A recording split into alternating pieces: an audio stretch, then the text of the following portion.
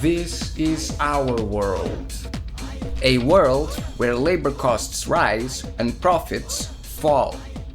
Humans simply aren't cutting it anymore. This is one of Minecraft's most complex, most technical mod packs, where only human brain matter, muscles, and wrist tendons could ever dream of completing. Until now. I am your host, Mr. Automagi, a very competent early IV player that absolutely does not overcomplicate things constantly, and this is the Autogregor. It can move, it can build, it can mine, and yes, it can craft. Let's Minecraft, people.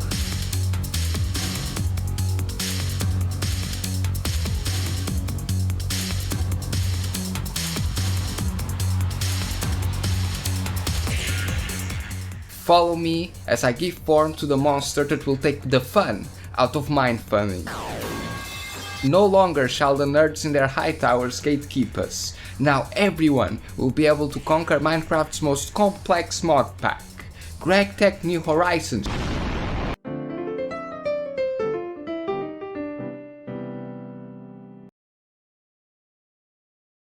Here's a robot. Well, every challenge run requires a set of challenge rules, some starting conditions and some run conditions. Just like Neurotic Goose uncreated a world back into a void, I have, from my infinite wisdom, conjured a robot from nothing. For those who want to know the rules I'm running, feel free to pause. Otherwise... No silly exploits that trivialize the challenge, no modifying config files unless absolutely necessary.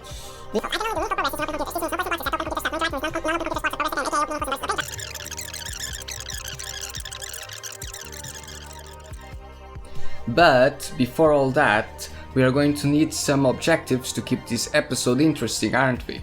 What we are going to do this episode is quite simple. Making a Tinker's Smeltery and progressing to the Steam Age by completing several quests culminating in finally crafting a steam boiler. Sounds easy. For a human maybe so, but for a robot, nothing's ever simple. In GTNH New Horizons, even the most basic machine depends on an utterly insane chain of recipes, other machines, and plundered resources from the surrounding landscape. And we'll have to teach this little bugger from scratch. It's okay. I will lead you, dear viewer, by the hand and tell you precisely what sort of technical magic is executed on the CPU of our little robotic helper. Magic that lets her do things that otherwise would seem complicated. But first, I have to get her set up. Fortunately, I've created a nifty little installer utility that takes the about 90 Lua files that compose her brain from my GitHub repository. Link in the description, straight into her 2 MB hard drive.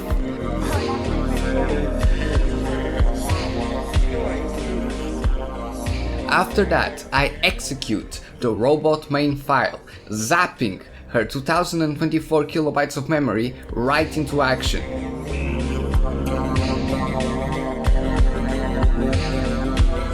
She exposes her network card into the airwaves and scans the contents of her inventory. She's alive. And then I run some setup commands. You know, computer stuff.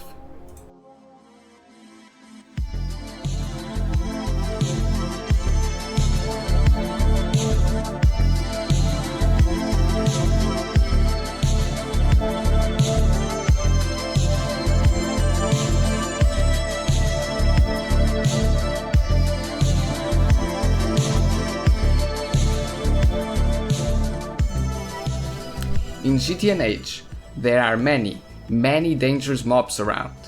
We'll need some shelter for the night, and I can only interact with Open Computer's blocks.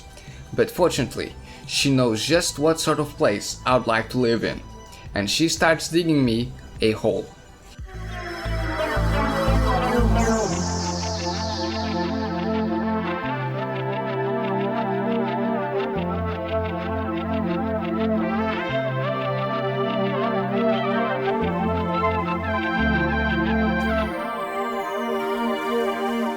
It's dark and damp, but it will keep us safe from the mobs. She even places down a not at all radioactive power generator for me to use with my personal computer. Wait, personal computer?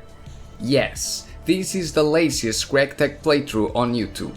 It is too much work to go around chasing the robot through the landscape, not to mention dangerous. We'll be controlling her from the comfort of our home. If I am not neat-maxing, I'm not playing it right. Not only can we control the robot from here, but we can ask and receive status updates, and even have an interactive listing software that allows us to scroll to the contents of several different remote inventories in an easy and effective manner. But that will be a problem for later.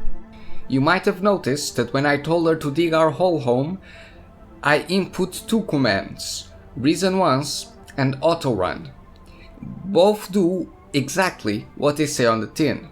Reason once tells her to think about what to do next, but only once. She knows I'll need a home to live in, and so that is the first thing that she sets her mind to. Auto run simply tells her to no longer give me a command prompt, and to simply keep doing things until she runs out of things to do. Which, because I told her to only think once, is until the house was completed. I then told her where to build the house with the IFS commands. In this first stage, we'll need to go out and gather some basic materials to get us started. If you look at the quest tree, besides the punching trees that we all know and love from vanilla Minecraft, we'll need to gather some gravel for flint. You might have noticed that she's not doing anything right now.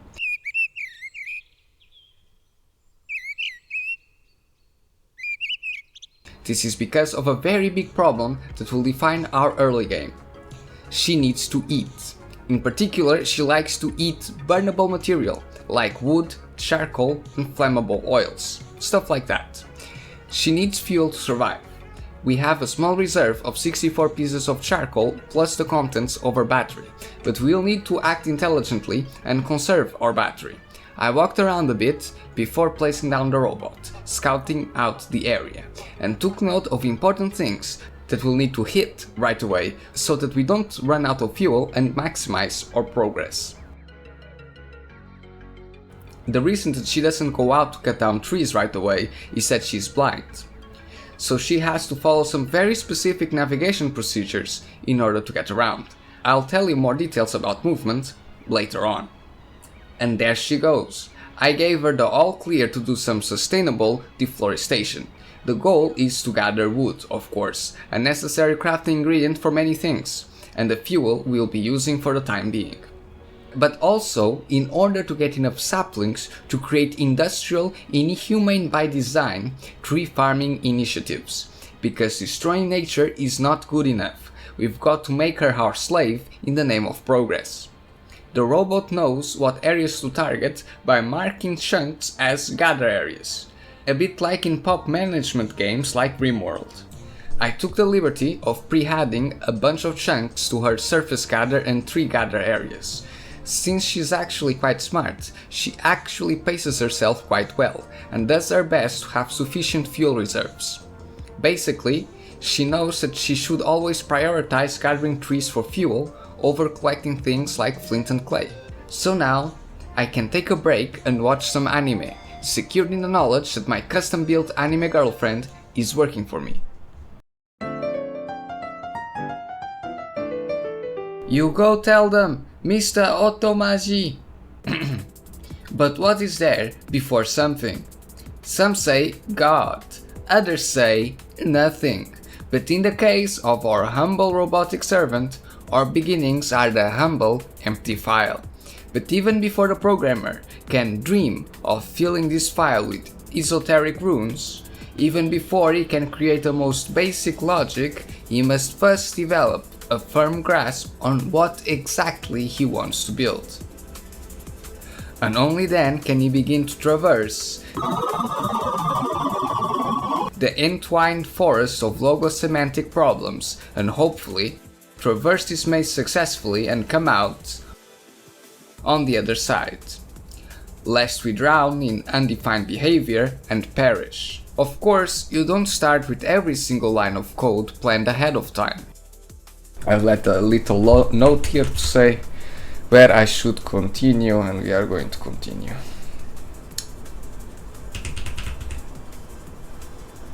Wait a second. To set up a sweep, we need to feed some arguments.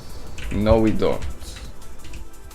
You don't even recognize all the features that need to be implemented, but the first big step is understanding what are you even trying to build, and what solutions are you going to be using in order to fix the big picture problems.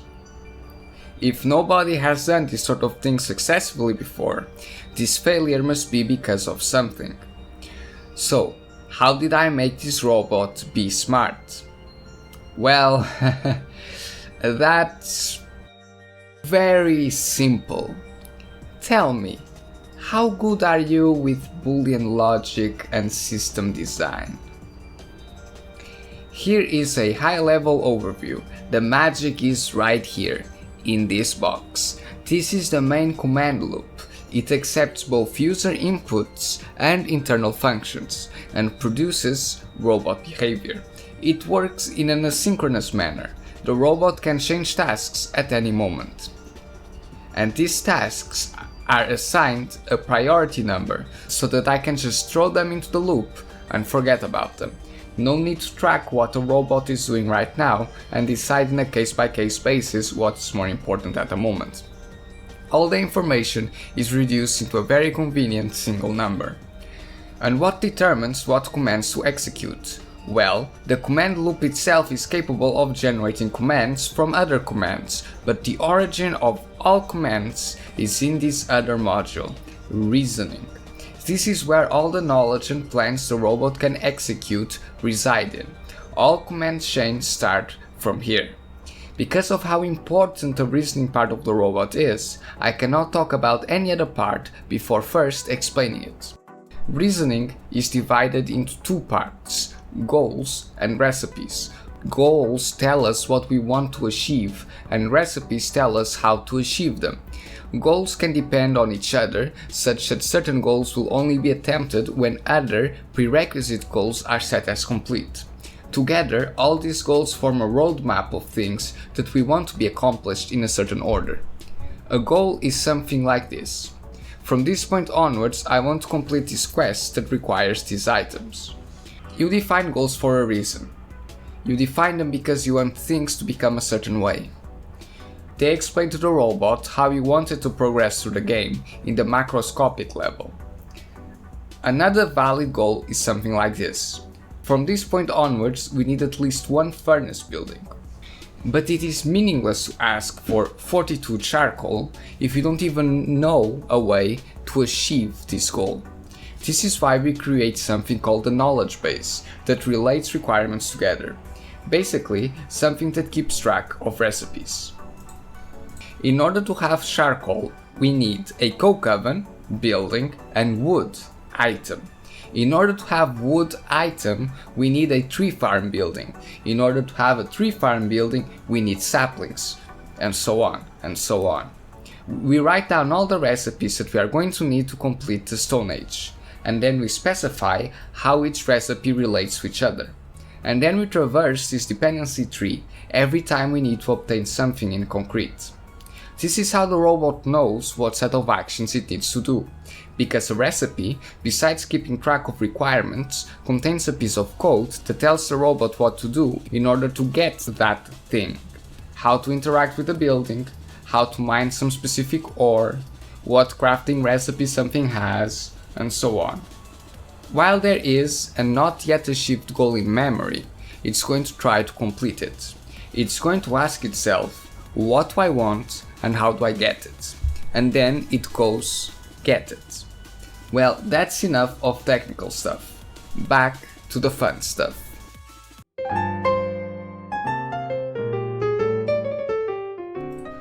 But wait, before we get back to progressing, time for a prequel chapter.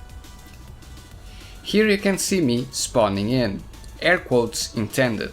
I had, of course, to prepare the robot and other tools beforehand.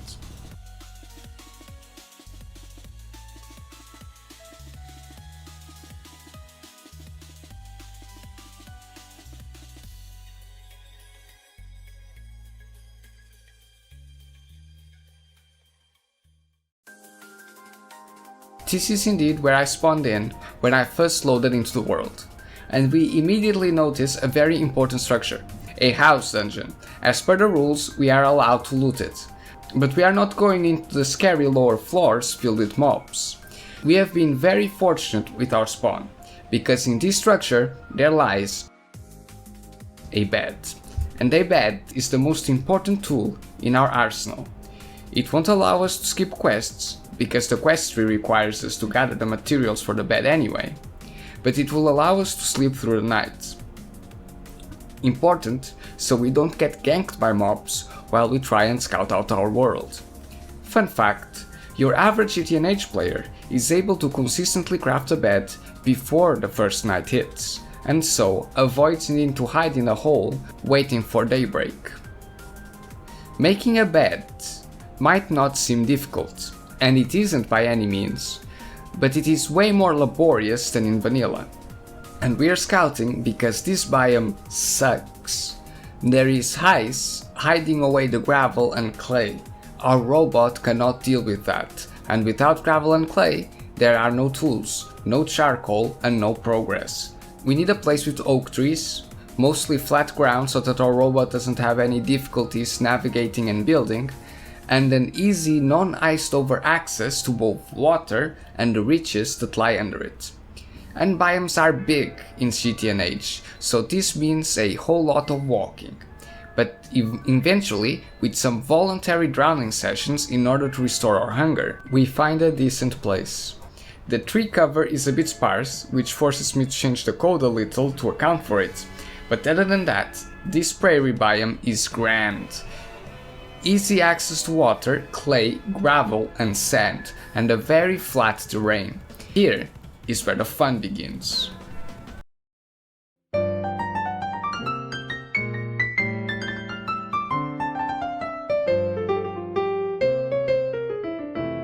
But we cannot take a break just yet. Our living situation is not yet stable. After we get enough materials, we need to start building right away. We start with a small tree farm. Then we just wait around for a while watching the trees grow.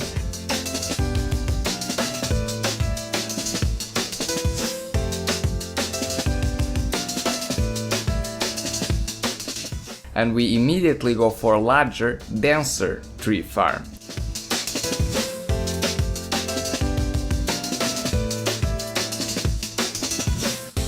Because going around chunks trying to blind find sparse trees is not good enough, very inefficient.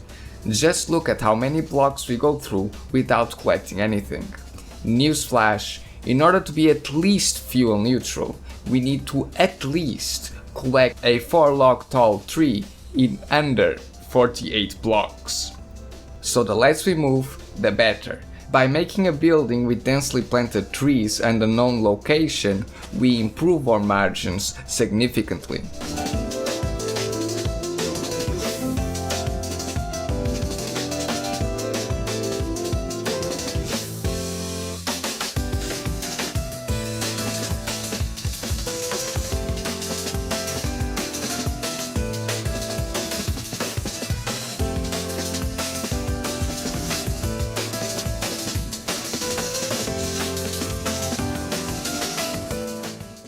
And after accumulating some fuel, I send her out to gather some gravel, so that we can get some tools done. Mostly so that we can have a pickaxe to gather some cobblestone and clear some land for buildings if needed.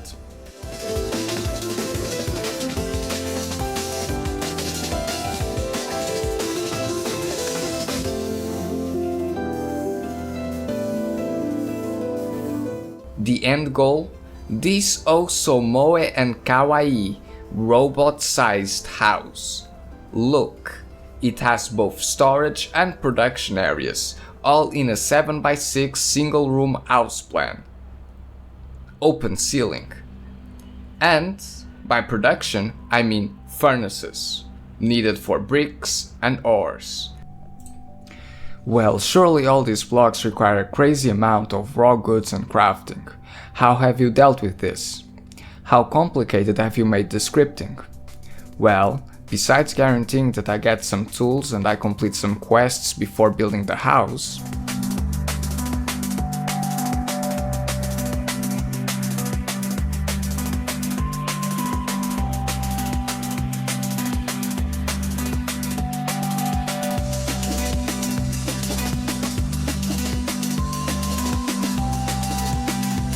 there is nothing I need to do. Thankfully, due to the powers of overcomplicated, over-abstracted, over-polymorphic Lua code, all I have to do is tell the robot to go build a building and just look at it go, sorting out crafting dependencies and clearing blocks and 3D printing a whole... wait... huh? Well, at least it was able to self-craft and self-complete several quests, that's cool. At least that part of the robot is working. Cool quest completions, and look, the external inventory management is working, I guess. Just look at how it stores things in the chest, and remembers how they will still be there.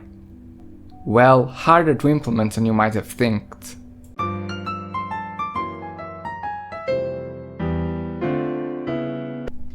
So, this was not the plan.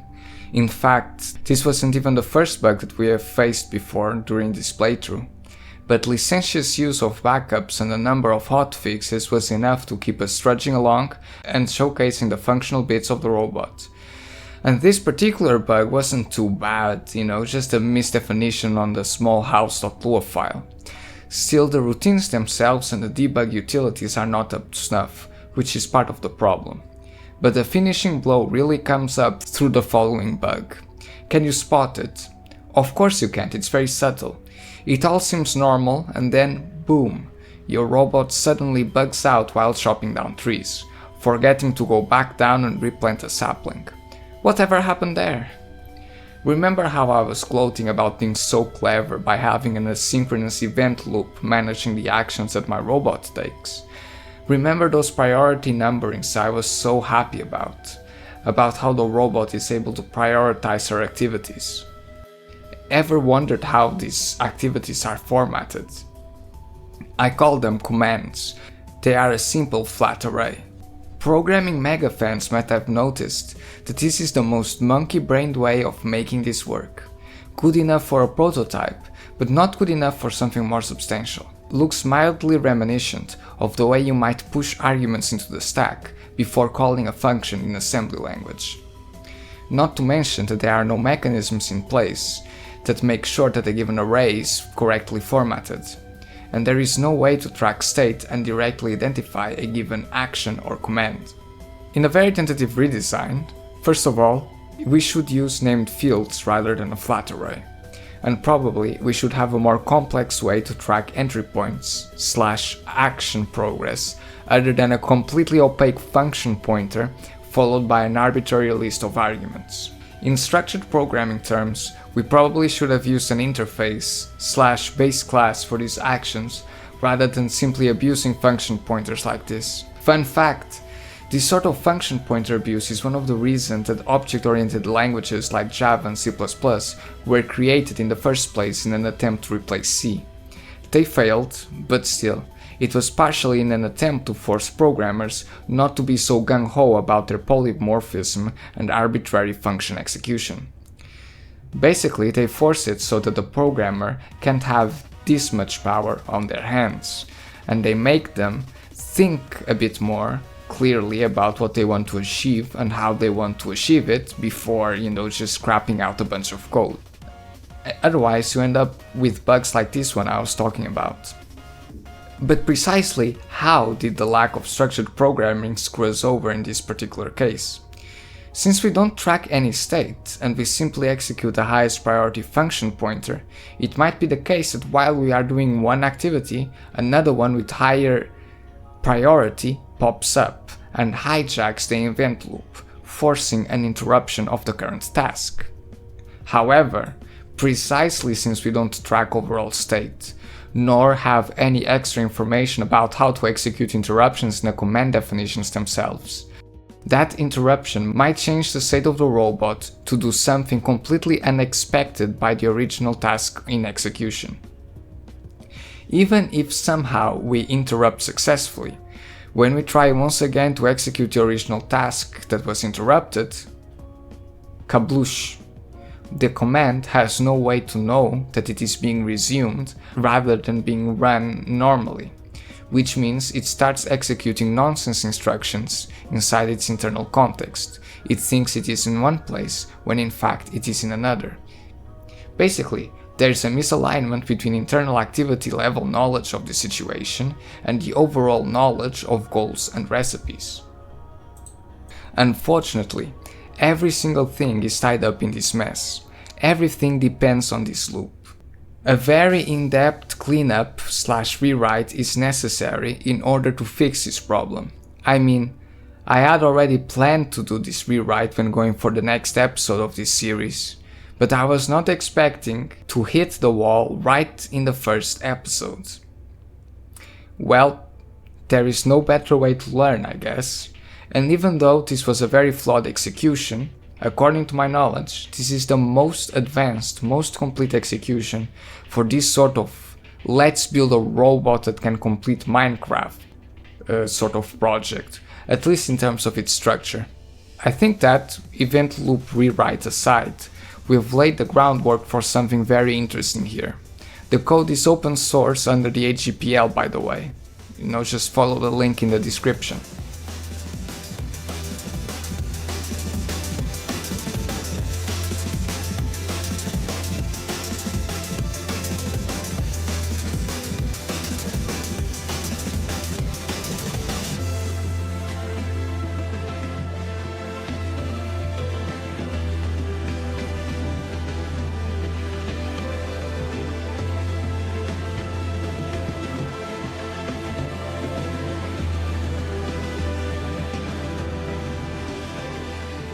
And it's a shame, I was going to show you this wacko mining algorithm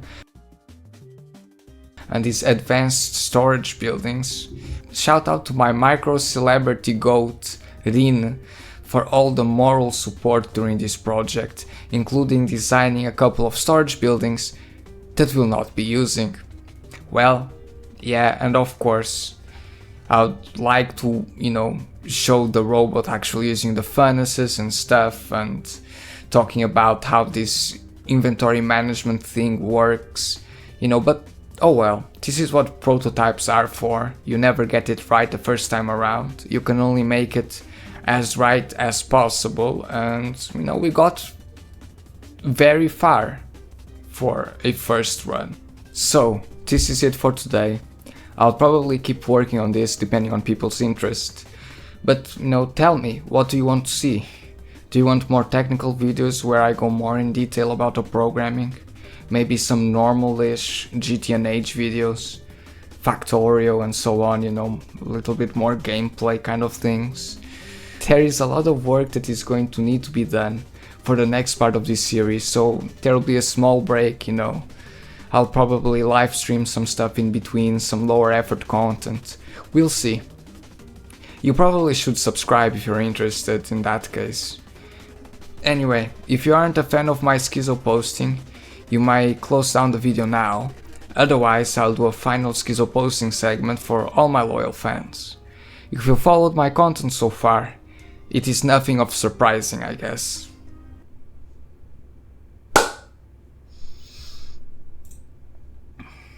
I actually had like a 12-minute long rant written out, but that would probably nuke the algorithm, so I'll hold off on it for now. I'll leave the entire rant on Twitter or whatever.